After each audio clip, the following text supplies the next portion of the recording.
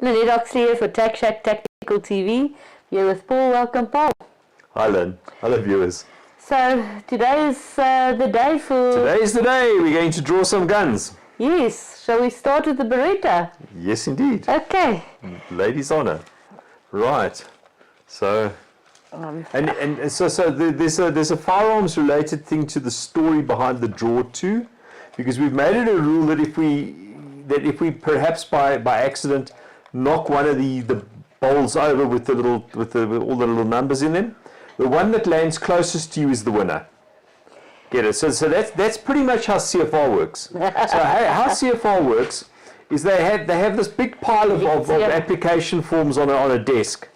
And then they open the door and they open the window, and the wind blows in. Oh my goodness. The forms that fly around the place, the ones that land on the desk get approved, the ones that land on the floor get rejected, and the ones that fly out the window just get lost. Sorry, and the winner is? I will tell them now. I just want to thank our sponsors. This gun is going to be, the SAPS 271s will be issued by... Legion Outdoor at Wattle Springs. Okay. It was sponsored by them. This is the Beretta APX Centurion. That's correct. And Julia from Mark. Congratulations. Wow. That's weird. Okay. So congratulations, Julia, for winning a gun. Julia flew up from Franschhoek for the event. Exactly. Okay, so that's interesting. And then she just had her shoulder operated on, so she couldn't actually shoot any of the long guns. She was one of the first tickets that was taken out for the Beretta, if I remember. She took out for both. Maybe she'll win a second gun, we don't know. Look at Keshner. Oh my word. Keshner got the gun for the Fighting Spirit, and then she won the other gun. Yes, which we then chucked back in the pot, because you can only win once. She could only win one gun. Anyway, congratulations, right. Congratulations, Jules. Okay, and the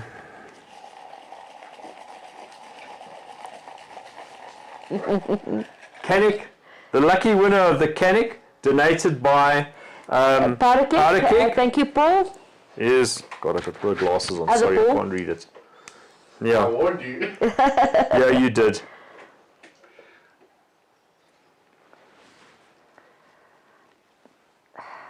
Okay, I know we'll have to. I just said that my words too. Yes, sorry. So she must. Okay. Julia for Mark. And I promise you, it's not just Julia's things in there. I hope not. There's a whole bunch of. Okay, so let's chuck that one. Take it out. Away. Oh, that was interesting. Draw again. Because you can only win once. Our words were hardly cold. Exactly. I can't believe that. She should go and play. And the lucky winner is Philip Bernardo. Bernardi. Yeah. Is that? Let me just have a look. Yeah, it's Philip Bernardi. Okay, Philip Bernardi. Yes. Congratulations, Philip. Congratulations, Philip. You're the lucky winner of a very, very pretty Canic. And Julia with the Beretta. I can't believe that I've just said that. It was the weirdest. Okay. Gosh. Congratulations to both. So we'll contact you both. I'm sure that I think Philip is related to Susan, who always watches the show. Is it? So yes. Is it Susan's husband? Yes. So, oh wow. So well done. Okay, so Susan is one of our hardest working girls on fire. Yeah. She supports us at every event. She comes she sits on the GOSA'S stand at the Kragdag events. She really works hard. I'm so glad. And she, lucky draw. Tis what it is.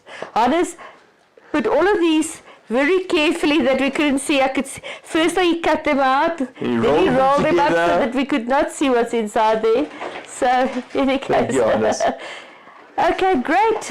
What's our right? next So that's where we are, guys. Yeah, the lucky draw is now over. And thank you for your support. Thank you so much for everybody that took out a ticket. Thank you for the support, everybody. It really helps. It really helps. It all goes to help. Exactly. So I just want to actually chuck a quick one in here before we go back onto the schedule of stuff, which is the War Museum, and then a quick glimpse into the future. You know, when I do that, you get very upset with me. Yes, indeed. Just saying. Just saying. But now it's me doing it to you, so there's no reason to be upset. I'm much more easygoing than you. Okay, so an interesting thing was, I don't know if anybody noticed, but Chief Justice Zondo was at an event yesterday, I think it was, yesterday. Okay. And he was bemoaning the fact that a number of people had taken the Zondo Commission's recommendations on review, 12 people or so. He expected it, he said he actually expected more, because these are, the recommendations from the Zondo Commission they cut quite deeply into South African society. That's not the important part. So he said they have to defend these, because otherwise if they're not defended, these judicial reviews, if they're not defended, they automatically go against the recommendations. So Chief Justice Zondo was very concerned about this. So he got in touch with the state attorney and said to the state attorney, listen, are you going to defend these for me? And the state attorney said, yeah, they'll see if they've got money and time and interest. So Zondo wasn't convinced by this at all. So Zondo then said to the state attorney, listen, I know you guys are busy. How about if we brief private counsel and private attorneys to defend us in this matter, and that you pay for it? And the state said, yeah, they'll do that. And he said, fine, can I have a guarantee of payment? And this just wasn't forthcoming, obviously, because it's not in the state's interest to uphold the findings of the Zondo Commission. In any case, so they just never produced the guarantees that Zondo was looking for. So Zondo has now gone private, and he's gone directly to attorneys and counsel, and the guys will privately fund the defense of the Zondo Commission. How embarrassing is that? How embarrassing is that for the state attorney? So Zondo in this presentation that he was giving said, well, quite obviously, guys, we all recognize where we are. You're on your own, South Africans. If you want anything done, you have to do it yourself. For the Chief Justice to have to say that, it's an embarrassment. You think that the ANC government couldn't get more embarrassed by anything, but the stuff just keeps coming up. And that puts through to self-defense and stuff. So like in a similar line to that, I've just read now. So that steroid monkey in Klerksdorp that killed a guy, that smacked him in the parking lot and killed him. So he was arrested and blah blah blah, and there was charges of attempted murder. And now obviously the guy that he smacked died in hospital after 18 days. So now they were going to upgrade the charges to murder when he appears in court next. But he's not going to appear in court, is he? 2 days after the guy died, Werner Botha, the steroid monkey, leaves the country. He just leaves the country. Because guess what? The state forgot to take away his passport. The NPA forgot to take away his passport or forbid him to travel. That wasn't part of his bail conditions, so he just left the country. We were actually on our own, and that's basically in terms of self-defense and everything else. This joke of a government we have, it's a sick joke. It's a sick joke on South Africa. This sick joke of a government we have has abandoned us totally. If you want to look after you, it's up to you. Absolutely. That's it. Yeah. End of story, guys. They don't deserve our respect. They certainly don't deserve our taxes. In any case, let's not go down that road. So one of the interesting things is now back onto the schedule. I might throw in something at the end, and you. We just went and did another recce of the exhibits and the facilities at the National Museum of Military History, the War Museum, where we're going to be doing the photo shoot on Sunday and Monday. And I must tell you, so we've just said all these harsh things about the government. But I must tell you, I'm quite impressed by the maintenance and upkeep at the War Museum. I was prepared to be a little bit, look, you can see some of the exhibits are a little bit dusty and worn and stuff like that. But the paths are clean. The toilets apparently are in stunning. They've just upgraded the ladies' toilets. They're fantastic because we can have a look. So there are some things, these pockets of excellence. The gardens looks pretty. Yes, the guys are actually working. They're maintaining the place. The expert care of the exhibits is not. I don't think. I've worked in the museum as a student, so yes, it's. We used to have our little white gloves on and go and clean the stuff every time, but I don't think that happens. Yeah. But the general stuff is very good, and we would like to thank them very much because they've made the facilities available for Girls on Fire for our photo shoot. For our calendar, please support us when it comes out. We're going to have awesome photos. A lot of the ladies are coming. Some are bringing food, and one of our ladies, Karen Brown, must thank her as well. She's paying for some makeup artists. It's going to be absolutely fantastic. So this morning we were climbing inside and on top of all of the tanks and not the aircraft. The aircraft we're going to be in the Focke-Wulf. I think they said that the ME-262 that we can't get access to the inside of the canopy. The tiger moth. No. Is it, the one inside? What? The Focke-Wulf. No. Sure, it was the tiger moth, but any case. No. We can't do the tiger moths because they're too delicate. Any of the biplanes is too delicate. Okay. So the girls will be inside and they'll be on top of and etc. etc. It's going to be quite exciting. I know the girls are all excited about it. So it's going to be a hell of a nice shoot. It's going to be a nice photo shoot. The photos that will come out of it will be professionally edited and prepared, and they will be the calendar that results from that, the 2024 calendar, will be out by beginning of December.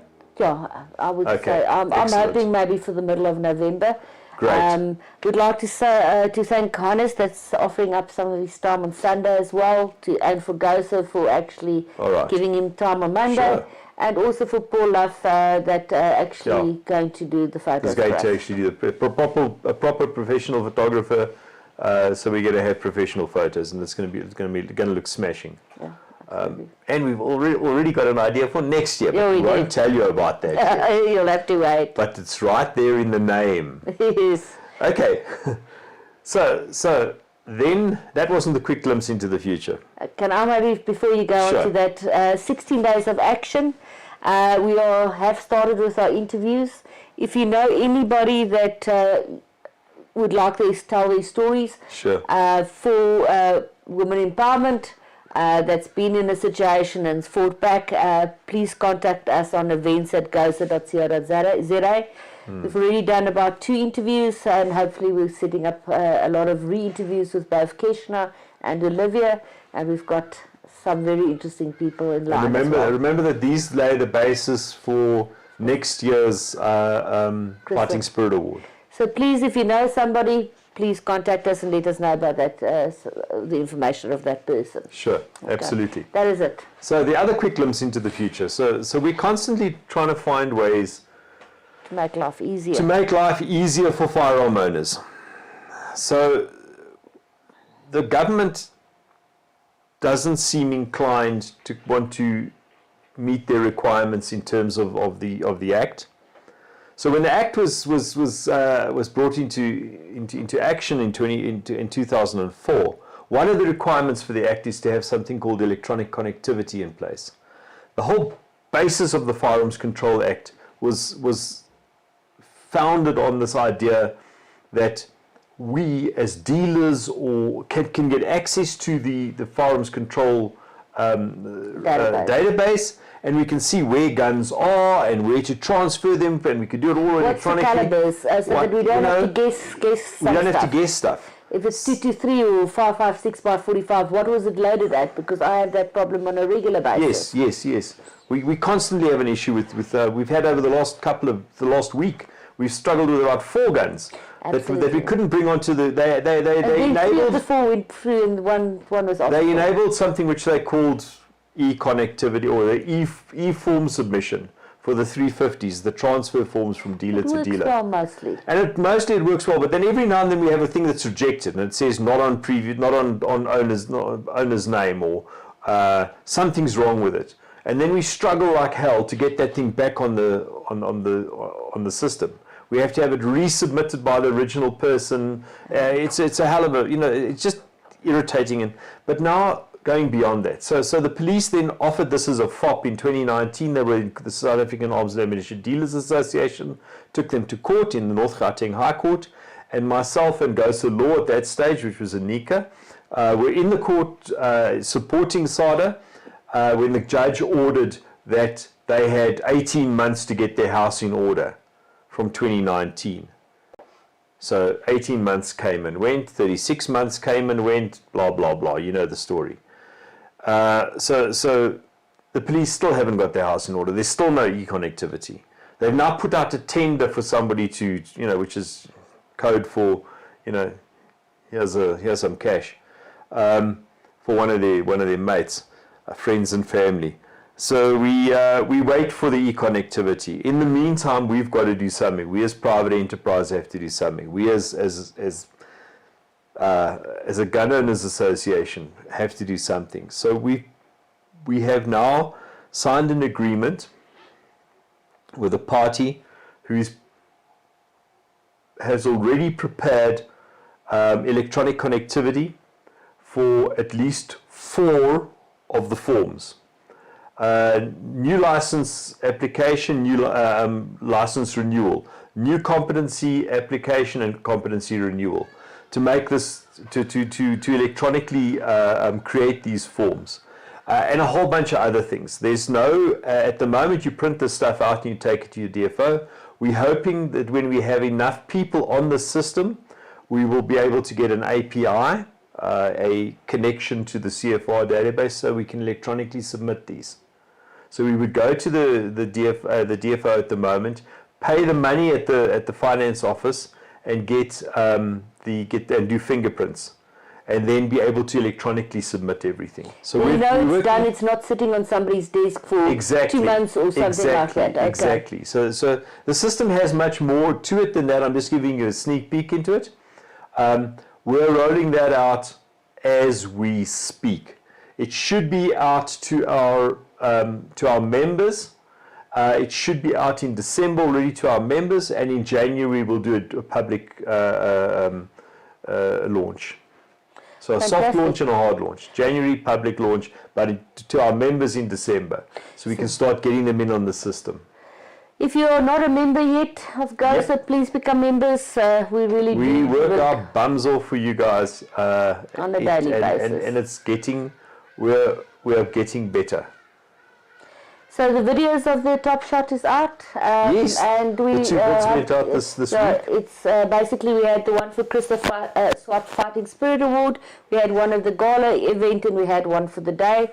Hannes is busy with the gun buddies. We actually took the song totally out because we're going to do a special video about the gun buddies. Yeah, so the first public performance of the gun buddies song was at the Top Shot event at the gala. Absolutely awesome. And what a little star. Eddie knocked it out of the park. And she won she won a Glock 44. It was sponsored by a variety of people, a lot of my club members, thank you, and a lot of Girls on Fire as well. Yes. And it was serocoated for us by Numenor. Yes. And the horses were teal. We've spoken about this before, because I remember making the duck joke before. And then I think the horses were by Concealed Carry, am I correct, Hannes? Yeah. Concealed Carry. Thank you very much for those people as well. But the video will be out soon, so watch out for that as well.